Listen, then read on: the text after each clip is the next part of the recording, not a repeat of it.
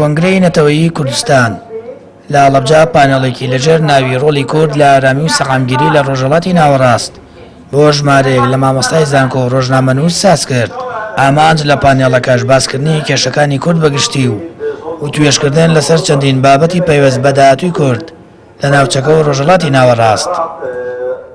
ئەم بابەتانە لە شێوازی زانستی باز بکرێن، ئایا گەلی کورد بۆچی جینۆساید کراوە، بۆچی هۆکارێک و بۆ بە نێودەوڵەتی ناکرێت و دەکرێت هەنێک کێشەکانی تر لە پارچەکانی تر هەر پارچە بە شێوازێک باسی کێشەکانی دەکاوە و توێژێکی سیاسی و ئەدەبی و توێژێکی کراوە ئەنجام دەدرێت لە پانێڵەکەتەوە. ئامانجی سەرەکیشەوە بوو. لە پانێڵی کۆنگرەی نەتەوەیی چەندین کێشەی پەیوەست بە کورد باسکران و جیاواز لەوەش لە ڕووی سیاسی و کۆمەڵایەتی و نەتەوەییەوە پەنجا لەسەر چەندین خاڵی گرنگ دانران کە خۆی دەبینێتەوە لە یەکدەنگی و یەکگرتووی کورد.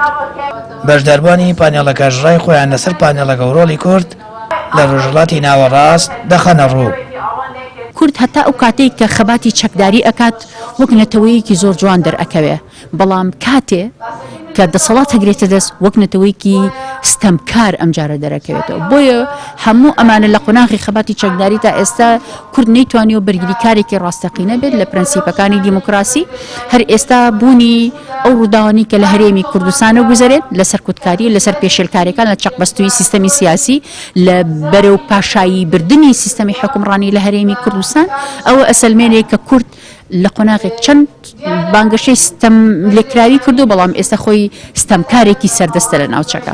کوردیش بە درێژایی مێژوو ڕوبەڕووی ستەم و نائەدالەتی بۆتەوە بەردەوام مافەکانی پێشێل کراوە، بە درێژایی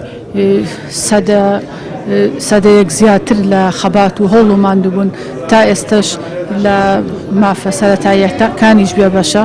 بۆیە ئەمەش بۆ بەدیهێنانی کوردستانێکی ئارام و بەدیهێنانی کوردستانێک کە سەرجەم هاوڵاتیان تێیدا بە ئاسوودەیی بژین، پێویستمان بەوەیە کە دانوستانمان هەبێەوە لە یەکتێ بگەین و پێویستمان بەوەیە کە ئاەتەکانی قورئانی پیرۆز کە بەرجەستەکردنی مافی سەرجەم مرۆڤەکانە ئێمە بیخێنەوە بواری پراکتیکی و بواری عەمەلی. بەپێی وتی بەشداربوانی پانێڵەکە لە هەموو کاتێکدا یەکگرتووی کورد پێویست و گرنگە. جەخت لەوەش کرایەوە کورد بەگشتی ڕۆڵی بەرچاویە لە ئارامی و سەقامگیری لە ڕۆژهەڵاتی ناوەڕاست.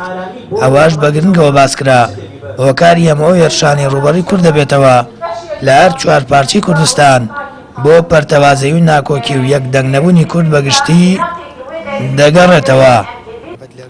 سامان فەتاح، کەناڵی ئاسمانی پەیام، هەڵەبجە.